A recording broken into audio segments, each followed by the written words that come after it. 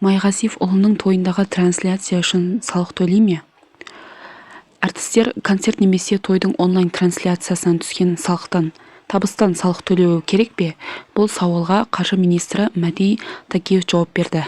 Алдымен каналға тіркеліп алуды ұмытпаңыздар.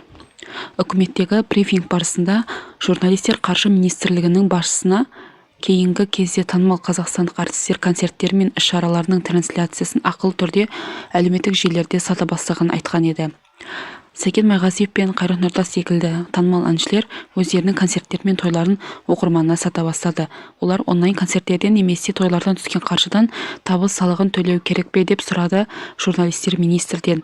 Қаржы министрлігінің басшысының айтуынша, мұндай кіріс табысты кез келген басқа түріне теңестіріледі. Оған қоса міндетті түрде декларациялануы қажет. Салық төлену керек. Бізде конституция бар.